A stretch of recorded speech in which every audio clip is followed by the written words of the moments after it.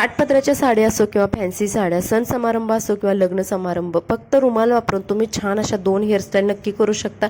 त्या कशा करायच्या चला बघूयात. नमस्कार, आपल्या चॅनलमध्ये पुन्हा एकदा स्वागत. व्हिडिओला लाईक करा, चॅनलला सबस्क्राईब करा आणि हा व्हिडिओ तुमच्या फॅमिलीमध्ये, फ्रेंड्समध्ये शेअर करायला विसरू नका. रुमाल घेतला, रुमाल मस्त प्रकारे रोल करायचा. रोल केल्यानंतर त्याची जी टोकं येतात ना, तर तिथे आपल्याला पिन लावून घ्यायचे आहे आणि हा रुमाल पूर्ण आपल्याला लॉक करून घ्यायचा आहे. लॉक करून झाल्यानंतर हा रुमाल एखादा डोनट सारखा दिसेल, म्हणजे आपल्याला इथे डोनट वगैरे काहीच वापरायचं नाही. कधी कधी आपल्याकडे डोनट नसतो किंवा काही साहित्य नसतं हेअरस्टाईलसाठी, त्यावेळेस तुम्ही फक्त रुमाल जर तुमच्याकडे असेल ना, तर तुम्ही छान या 2 हेअरस्टाईल नक्की ट्राय करू शकता.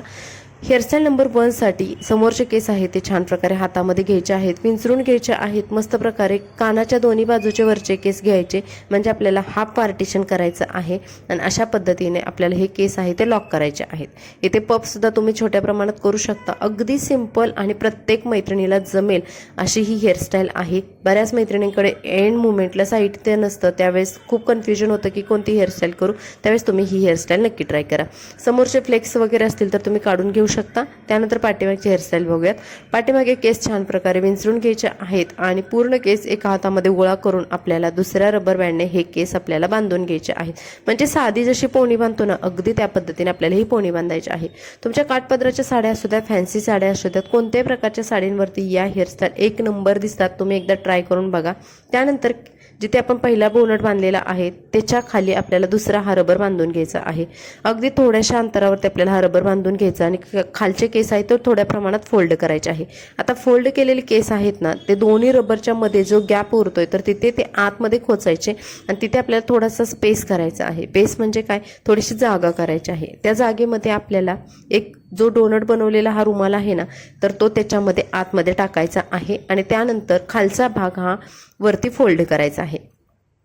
थोड्या प्रमाणात हा भाग फोल्ड केल्यानंतर आपल्याला हा भाग आणखी एकदा वरती घेऊन जायचा आहे आणि वरती यू पिन्सने सिक्युअर करायचा आहे. यू पिन्सनेच हा भाग व्यवस्थित बसतो.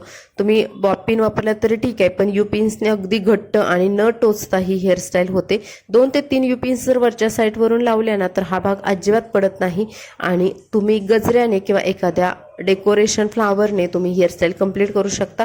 आणि ही झालेली आहे आपली फर्स्ट नंबरची हेअरस्टाईल. खूप इझी, करायला सोपी, दिसायला सुंदर आणि कोणत्याही साडीवरती करता येण्यासारखी ही हेअरस्टाईल आहे. तर आता बघूयात hairstyle number 2.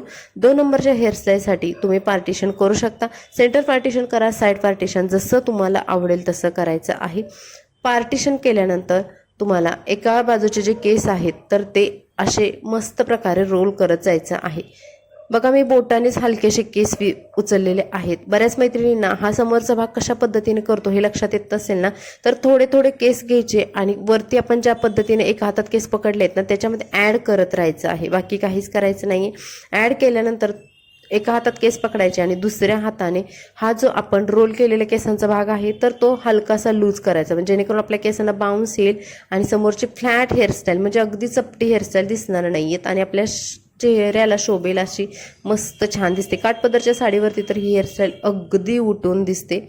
Maharashtrian hairstyle, Maharashtrian खोपा करतात, तर त्याच्या वेळेस आपण अशा पद्धतीची जी हेअरस्टाईल करतो ना समोर, अगदी तशी हेअरस्टाईल करायची आहे.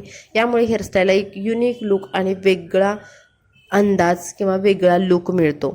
त्यानंतर दुसऱ्या साईडचे केस सुद्धा आपल्याला अशाच पद्धतीने रोल करायचे आहेत, ॲड करायचे आहेत. त्यानंतर हा भाग सुद्धा आपल्याला अशा पद्धतीने खेचून घ्यायचा आहे, थोडासा बाउन्स द्यायचा आहे पुढच्या हेअरस्टाईलला आणि मागे ही हेअरस्टाईल सुद्धा पिनने टाईट करून घ्यायची आहे, सिक्युअर करून घ्यायची आहे.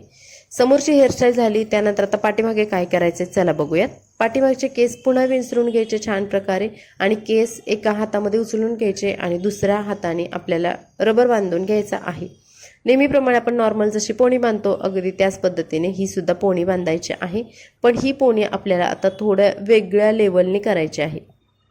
ही हेअरस्टाईल करताना ना, तुम्हाला पोणी जिथे बांधलेली आहे ना, तर तिथला भाग हलकासा लूज करायचा आहे. बघा, हलकासा लूज करायचा. 2 बोट या साईडवरून त्या साईडला जातील या हिशोबाने हा भाग लूज करायचा आणि पोणीचे जे केस आहेत ते वरच्या दिशेने न्यायचे आणि एका बाजूने खोचायचे आणि दुसऱ्या बाजूने हे पूर्ण केस आपल्याला काढून घ्यायचे आहेत. पूर्ण केस काढायचे आहेत. तिथे थोडासा हलका लूज भाग होऊ शकतो, तर तुम्ही हे केस ओढून हा भाग टाईट करायचा आहे. त्यानंतर मगाशी केलं तसं अगदी खालच्या साईडला थोड्या अंतरावरती आपल्याला दुसरा डोनट बांधून हे केस सुद्धा परत आपल्याला बांधून घ्यायचा आहे आणि खालचा भाग फोल्ड करायचा आहे. इथे सुद्धा थोडासा स्पेस करायचा आणि हा जो आपला रुमाल इथे बसेल एवढ्या हिशोबाचा आपल्याला स्पेस करायचा आहे. आणि त्याच्यामध्ये हा जो डोनट आहे, डोनट टाईप जो रुमाल बनवलेला आहे ना, तर तो आपल्याला त्याच्यामध्ये ठेवायचा आहे. आणि हा भाग आपल्याला अशा पद्धतीने फोल्ड करायचा आहे, आडवा फोल्ड करायचा आहे. मी आडवा फोल्ड केलेला आहे. ज्या बाजूला आता माझे केस निघणार आहेत किंवा ज्या बाजूला सिक्युअर करायची गरज आहे तिथे पिन्सने पुन्हा हा भाग सिक्युअर करायचा. 2 ते 3 पिन्स इथे सुद्धा लागतात आणि ही हेअरस्टाईल अगदी टाईट होते. तुम्ही बघाल ही सुद्धा आपली सेकंड हेअरस्टाईल झालेली आहे. तर मंडळी, तुम्हाला कोणती हेअरस्टाईल जास्त आवडली कमेंट्समध्ये नक्की सांगा. व्हिडिओला लाईक करा आणि आपल्या चॅनलला सबस्क्राईब करायला विसरू नका. अशाच नवनवीन हेअरस्टाईल तुमच्यासोबत शेअर करत राहणार आहेत आणि तुम्ही गोड गोड कमेंट्स करा. तर चला भेटून नवीन व्हिडिओमध्ये. मस्त रहा. Bye bye.